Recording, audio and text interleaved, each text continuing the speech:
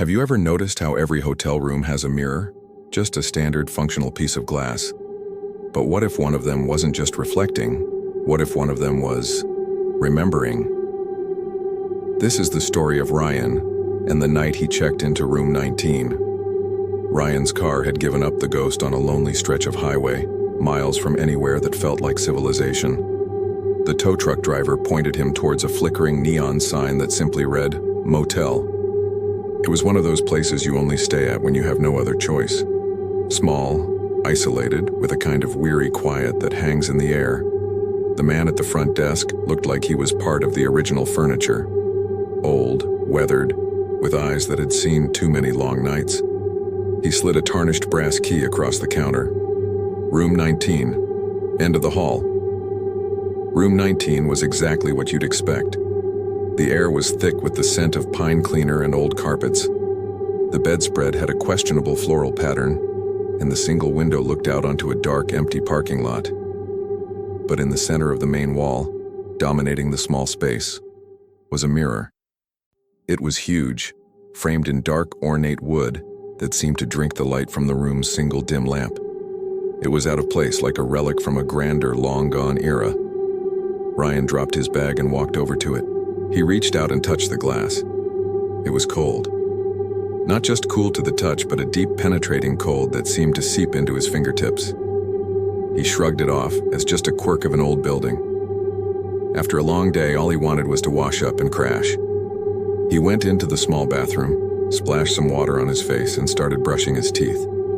He glanced up at his reflection in the bathroom's small medicine cabinet mirror. Then he walked back into the main room, still brushing, and caught his eye in the big old mirror on the wall. And that's when he saw it. His reflection didn't quite move with him. It was just a fraction of a second behind. He stopped, staring. He tilted his head to the left. His reflection followed, but with a tiny, almost imperceptible delay. He waved his hand quickly. The reflection waved back, but it felt like watching a video with bad latency. A ghost of a movement trailing his own. He chuckled, a nervous sound that got lost in the quiet room. Too tired, he mumbled to himself, seeing things. He finished brushing his teeth, deliberately avoiding the mirror's gaze, and finally climbed into the lumpy bed. The exhaustion from the day won out, and he quickly fell into a heavy, dreamless sleep. Sometime after midnight, a sound pulled him from the depths of sleep. Drip, drip, drip. It was rhythmic, persistent. He sat up, groggy, trying to locate the source. The bathroom tap? He was sure he'd turned it off tight. He swung his legs over the side of the bed, his feet hitting the cold floor. The room was bathed in the pale, milky light of the moon filtering through the thin curtains. And then he saw it. The dripping wasn't water, and it wasn't coming from the bathroom. His gaze was drawn against his will, back to the massive mirror. In the dim light, he could see his own reflection. It was standing by the bed, looking down at him, and it was smiling. A wide, unnatural smile that didn't reach its eyes. His heart hammered against his ribs. He was sitting in bed, but his reflection was standing. He scrambled backwards, pressing himself against the headboard, his breath catching in his throat. This wasn't a trick of the light. This wasn't his tired mind playing games. The figure in the mirror, his own doppelganger, took a slow, deliberate step towards the glass. It raised a hand, pressing its palm flat against the surface from the inside. Ryan could almost feel the cold radiating from it. Panic, raw and absolute, took over. He wasn't thinking, just reacting. He grabbed the heavy glass water pitcher from the bedside table, the only weapon he could find. With a yell that was more fear than anger, he hurled it at the mirror. The sound was explosive, a deafening crack that echoed through the small room as the glass pitcher connected with the mirrored surface. Shards of silvered glass rained down onto the worn carpet, glittering like deadly snowflakes in the moonlight. Ryan stood there, panting, his knuckles white, staring at the empty space where the mirror had been. Behind it was just a wall, plain, faded wallpaper. No hidden chamber, no secret passage, nothing. Just an empty wall. A wave of relief, so powerful it almost made him dizzy, washed over him. It was over.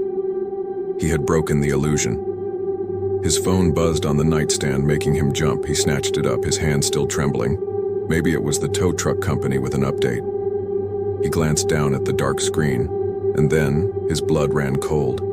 The phone screen, black and reflective like a miniature mirror, showed the room behind him.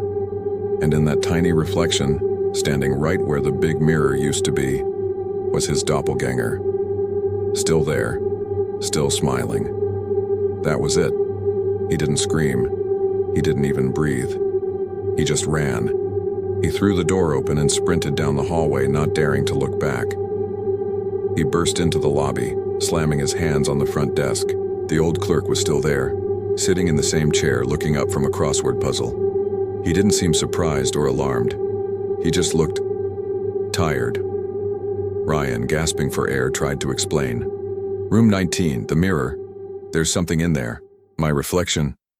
The clerk let out a long, slow sigh, the sound of a man who has had this conversation before. He slowly folded his newspaper and looked Ryan straight in the eye. His voice was low and raspy. "You broke it, didn't you?" Ryan nodded frantically. "I had to." The old man shook his head, a look of profound pity on his face. "You shouldn't have done that," he said, his voice barely a whisper. "Now it'll never let you go. Room 19, it remembers everyone who looks for too long." 2 days later, the highway patrol found Ryan's car, still abandoned by the side of the road. There was no sign of him. They checked the motel, of course. They went to room 19. When the officers opened the door, everything was tidy. The bed was made, the shattered glass was gone. And on the wall, perfectly intact, without a single crack or scratch, hung the large, ornate mirror. It looked as if it had never been broken. The police report officially listed Ryan as a missing person. But the locals, they know the story. They say if you're brave enough or foolish enough to stay in room 19, and if you stare into that mirror for long enough, you might see something. At first, it's just a flicker, a shadow in the corner of your eye. But if you keep looking, they say you can see the faint, ghostly shape of a man inside the glass. A man with a terrified face staring out, his hand pressed against the surface from the other side, waiting. Just waiting for the next guest to check in and to look back. Let me know in the comments what you think happened to Ryan. Until next time, stay safe, and maybe avoid old motel mirrors. Have you ever worked late at night in an office building? That feeling when the last person leaves and you're all alone? The silence is almost deafening. But what if you're not really alone? What if the building itself is hiding something? A secret floor? A place you're not meant to find? This is the story of what happens when you accidentally step into a place that shouldn't exist. Every building, they say, has its ghosts. Not just the ones that float through walls, but ghosts of what could have been. Memories trapped in the concrete and steel. For Kieran, a night shift janitor in a gleaming 14-story downtown tower, the building's ghost was floor number 7. It was a phantom, a whisper. The elevator panel was a perfect, seamless line of buttons. 1, 2, 3, 4, 5, 6, then jumping straight to 8. There was no button for 7. It was as if the architects had simply forgotten it, or perhaps intentionally erased it. Kieran's routine was a steady, quiet rhythm. The swish of his mop, the hum of the polishing machine, the distant rumble of the city sleeping outside. He'd worked there for 6 months, and the missing 7th floor was just a mild curiosity. A conversation starter he'd never actually had with anyone. His co-workers, the few he saw during shift changes, never mentioned it. It was an accepted peculiarity, part of the building's quiet personality. The older guards would sometimes joke about it, saying it was where they kept the company secrets, but they'd always laugh it off. One rainy Tuesday night, the building felt different. The rain lashed against the tall windows and the wind howled a lonely tune through the high-rise canyons. The tower was completely empty, a hollow giant. Kieran was working his way down from the top floor. Around 3 a.m., he was mopping inside the elevator, the cart of supplies parked just outside the doors. He was tired, his movements automatic. As he leaned back to get a stubborn scuff mark, his shoulder pressed hard against the control panel. He didn't think anything of it until he saw the display. The little digital screen above the buttons, which usually showed a solid 12, flickered erratically. For a split second, a number flashed, a number he had never seen on that display before. A stark, glowing 7. Kieran froze, mop handle clutched in his hand.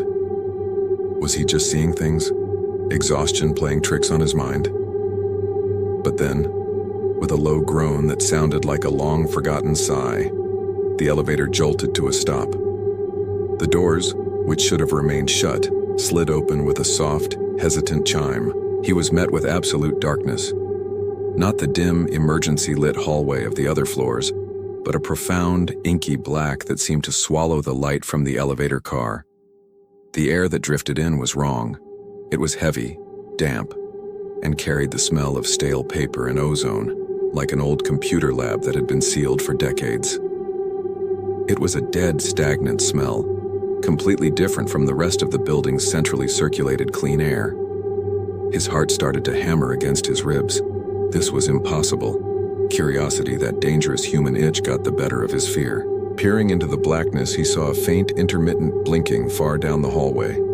It was a tiny, rhythmic pulse of light, like the status indicators on old computer monitors. He hesitated for only a moment. Gripping his mop like a weapon, he took one tentative step out of the elevator and onto the dusty floor. He had to see. He just had to know what was here. The moment both his feet were on the floor of the mysterious level, the elevator doors slid shut behind him with a sudden, definitive thud. The sound echoed in the oppressive silence. The darkness was now total, absolute.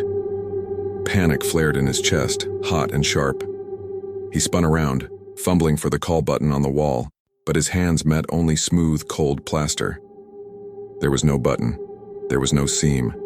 It was as if the elevator had never been there at all. He was trapped. His breath hitched. He fumbled for his phone, the screen lighting up his terrified face and a small circle of the floor around him. The floor was covered in a thick, undisturbed layer of gray dust. His were the only footprints. He shone the light down the hallway. It revealed a scene frozen in time. An office, but one from a different era. The walls were a pale, sickly yellow, and the carpet was a faded industrial green. Far down the corridor, he could see the source of the blinking lights. A room full of ancient, bulky desktop computers all running static-filled screens. They were alive. That's when he heard it. A faint, rhythmic tapping. Click, clack, clack, click. Someone was typing. The sound was soft, almost lost in the heavy silence, but it was unmistakably the sound of fingers on a keyboard. A cold dread washed over him. He wasn't alone. Who could possibly be working here in a place that didn't exist? His light trembled as he swept it across the open-plan office. And then he saw it. Rows upon rows of cubicles, each one shrouded in a ghostly layer of dust, cobwebs hanging like funeral veils. Everything was covered, as if the occupants had simply vanished mid-keystroke decades ago. The tapping continued, seemingly coming from the very center of the room. He moved slowly, his footsteps muffled by the dust, his phone's light cutting a nervous path ahead. He stopped at one particular desk. It was cleaner than the others, the dust thinner as if recently disturbed. His light fell upon a small brass nameplate on the edge of the desk. The dust was wiped clean from the engraved letters. Kieran leaned in closer, his blood turning to ice. The nameplate read, Kieran Mehta. His name, his full name. His mind screamed. This was a joke. It had to be a prank. But who? How? His gaze darted around the desk. Next to the nameplate was a framed photograph. It was also wiped clean. He picked it up, his hand shaking so violently he almost dropped it. The photo was of him. It was him, sitting in that very chair at that very desk, wearing a cheap, ill-fitting suit he didn't own. And in the photo, he was smiling. A wide, happy, completely vacant smile. A sudden loud hum made him jump, dropping the photo frame. It shattered on the floor.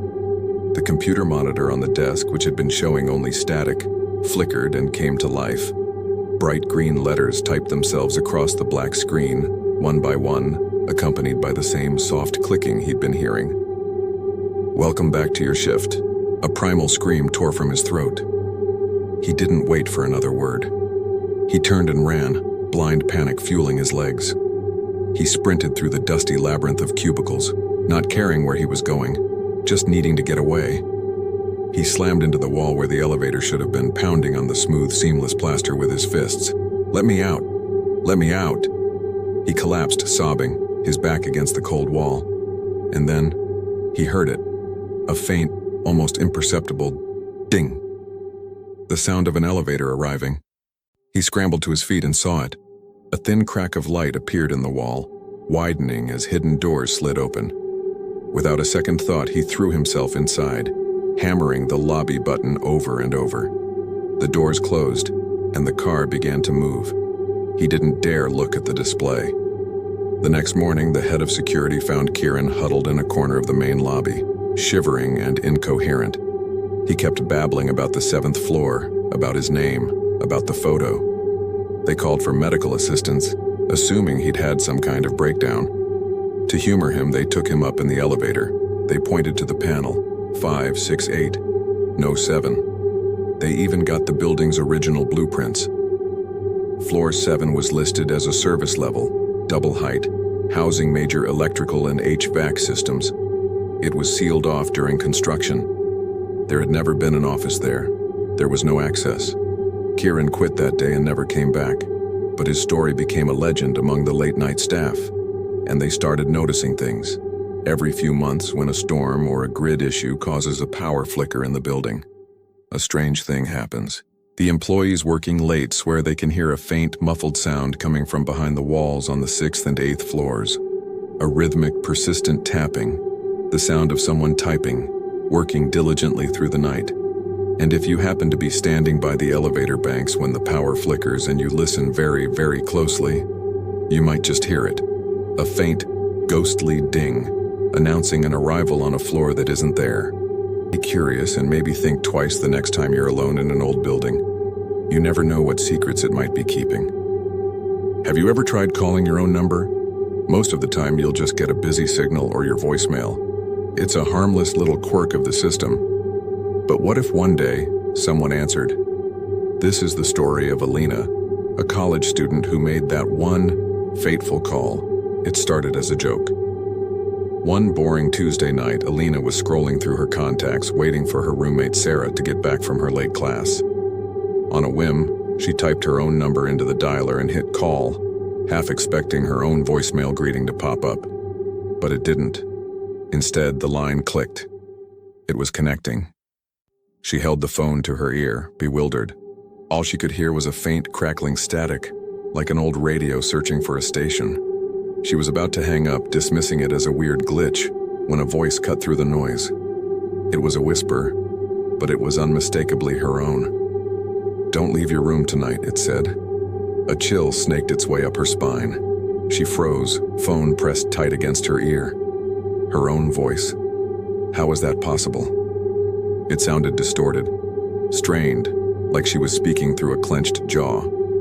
She told herself it was just a prank, a crossed line, some bizarre technical error.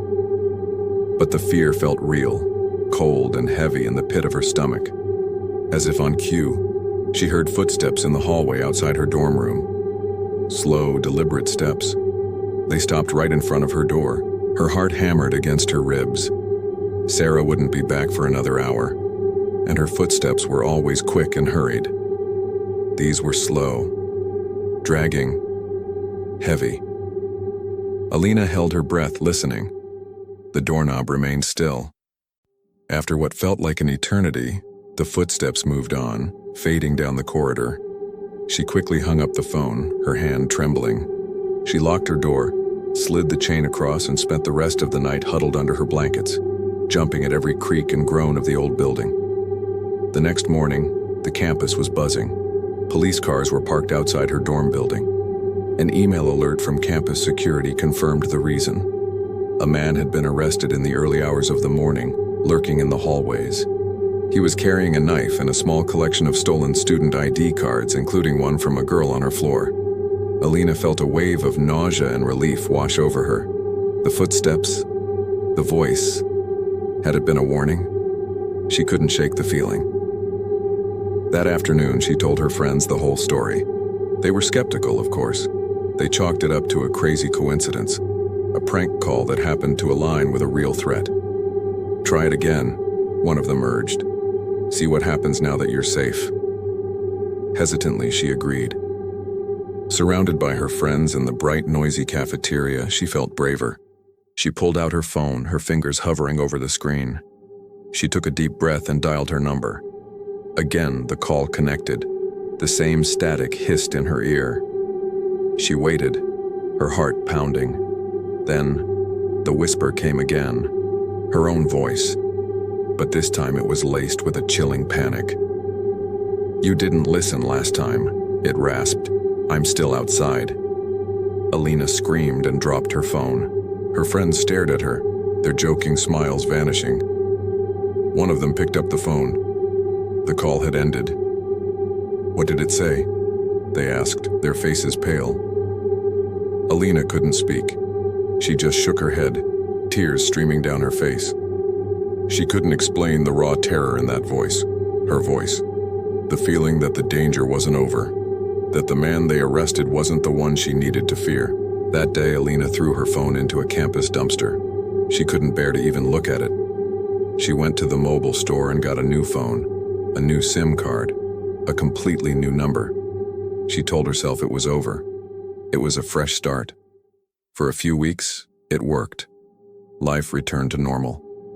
She focused on her classes, hung out with her friends, and tried to forget the whispering voice and the footsteps in the hall. She started to believe it was all just a product of stress and an overactive imagination.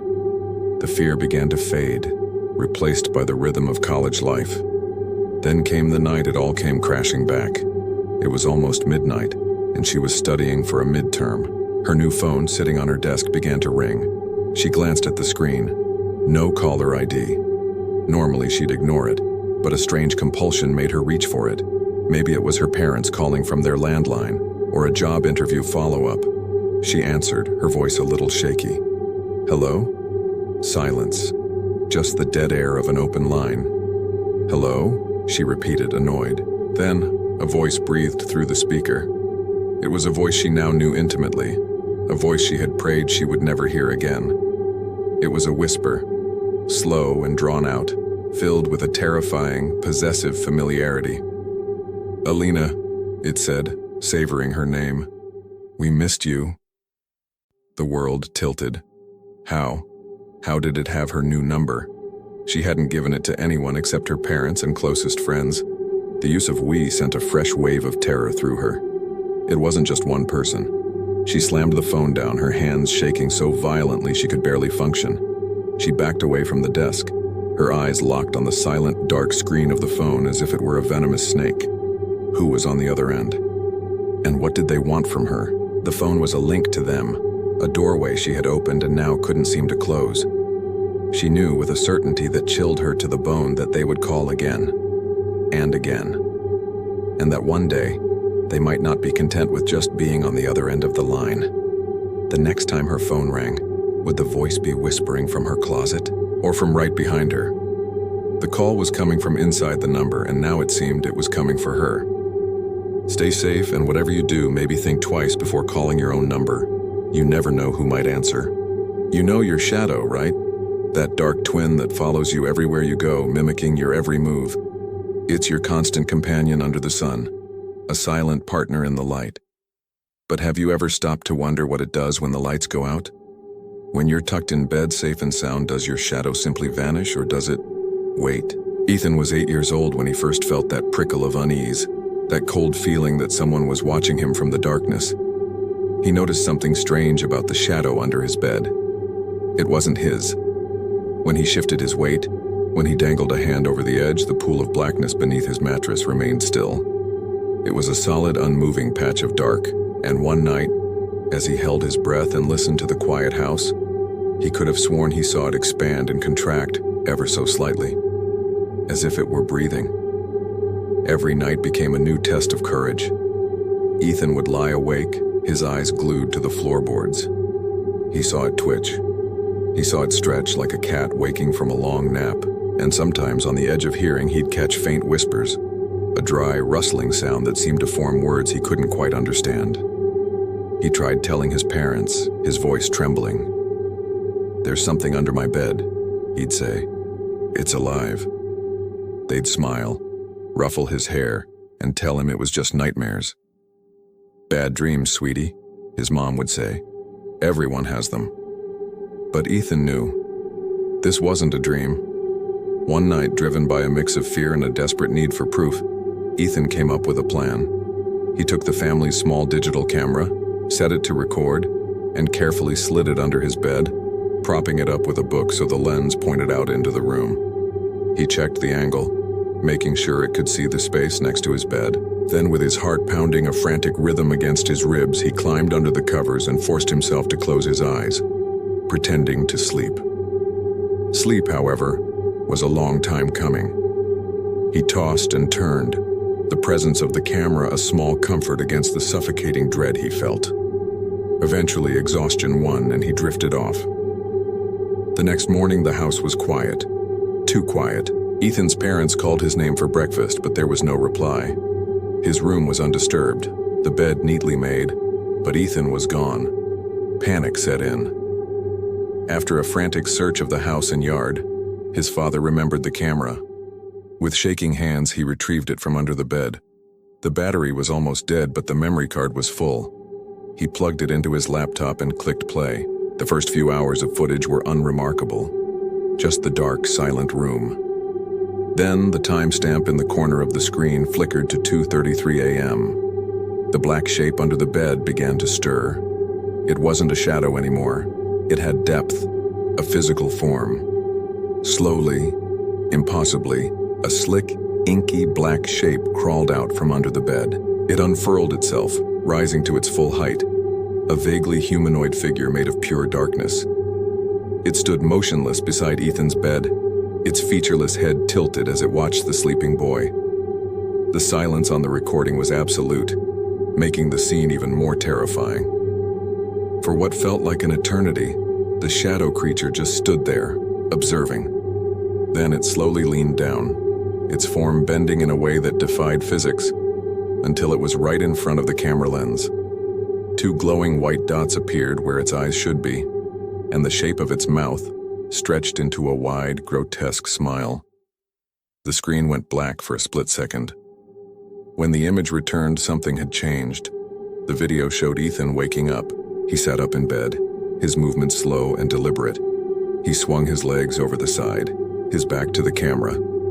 But as he stood, the light from the hallway caught his form, and Ethan's father let out a cry of horror.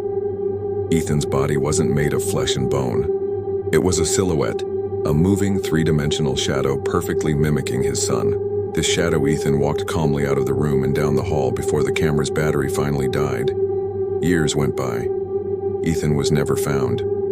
The family eventually sold the house, unable to live with the memory of that empty room. The story became a local legend, a ghost story told to frighten kids.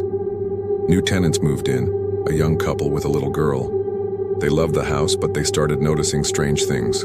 A feeling of being watched, cold spots that moved around the rooms. And late at night, when the house was still, they would sometimes hear it, a faint, dry whisper, seemingly coming from under their daughter's bed. It was a child's voice, but old and filled with a strange longing, and it always said the same thing, over and over again. Your turn to be real. So next time you turn out the lights and you see that patch of darkness under your bed, just remember Ethan, and ask yourself, is your shadow really yours? Or is it just waiting for its turn? Let me know in the comments if you've ever had a creepy experience with your own shadow. Stay safe and always check under the bed. When Ravi moved into apartment 6B, he thought he'd finally found a slice of peace in the chaotic city. He was 27, a quiet soul, completely worn down by the endless hustle. For months, he'd scoured listings, desperate for a cheap place to call his own.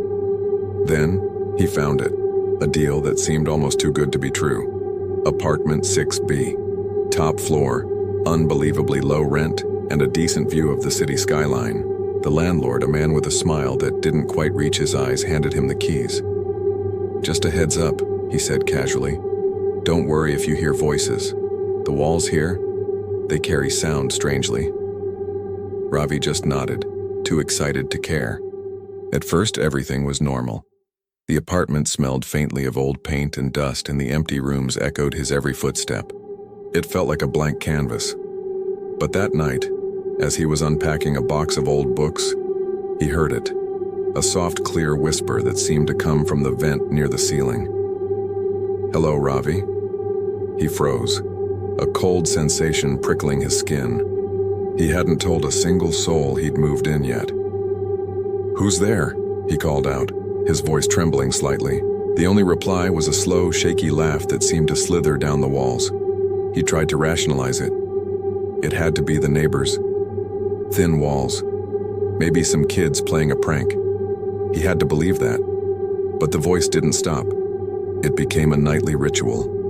Every night after he came home from work, it would be there waiting for him. Sometimes it would just whisper his name over and over, a chilling lullaby.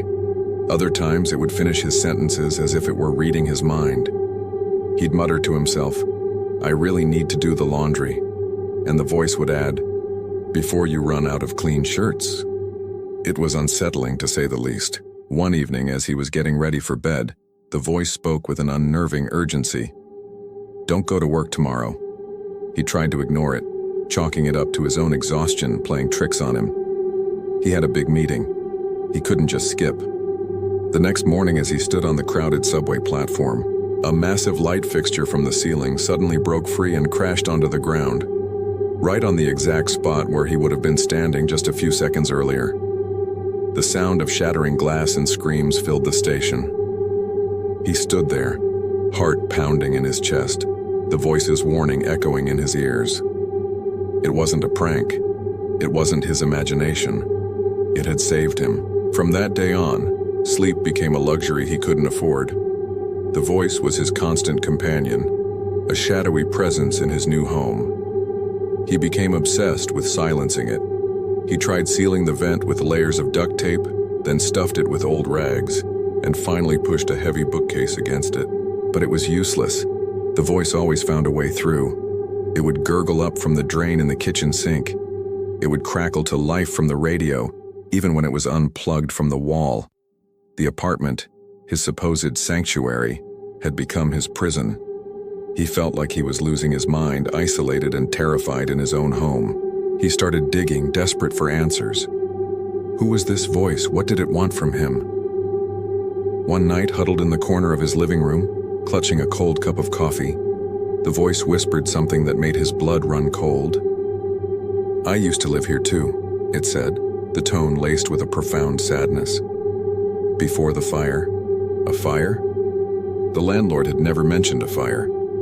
With trembling hands, Ravi opened his laptop and began searching through online city archives, his fingers flying across the keyboard. He typed in the address, Apartment 6B, and hit enter. The search results loaded, and one headline from 5 years ago stood out. "Man dies in apartment electrical fire." His heart hammered against his ribs as he clicked the link. The article detailed the tragic accident in apartment 6B, and then he saw the victim's name. Ravi Sharma. The same name. His name. It couldn't be a coincidence. The same apartment, the same name. It felt like the floor had dropped out from under him. He was living in a ghost's echo, a horrifying reflection of a past he never knew. A surge of pure terror propelled him to his feet. He had to get out.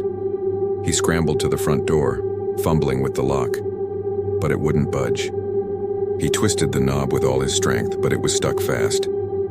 Then he felt a searing heat. The metal knob was burning hot, blistering his palm. The lights in the apartment began to flicker violently, plunging the room into a strobing nightmare of light and shadow. A thick, acrid smoke started seeping from the vent he had tried so desperately to seal. He screamed, pounding on the unyielding door, his throat raw. And through the chaos, the voice spoke again. This time, it wasn't a whisper. It was calm, familiar, and filled with an eerie sense of relief. You finally came home. The next morning, sunlight streamed through the window of apartment 6B, illuminating dust motes dancing in the air. The landlord was there, a new prospective tenant at his side. She was a young woman, her eyes wide with hope as she looked around the empty space. "It's a great apartment," she said, "but what happened to the last guy who lived here?" The landlord's smile returned, faint and unsettling. He glanced around the perfectly clean, vacant room. "Oh, there's never been anyone in 6B, he said smoothly. "It's been empty ever since the fire. Thank you so much for joining me for this chilling tale. If you enjoyed this story, don't forget to hit that like button and subscribe to the channel for more content like this. We'd love to have you as part of our community. Until next time, stay safe."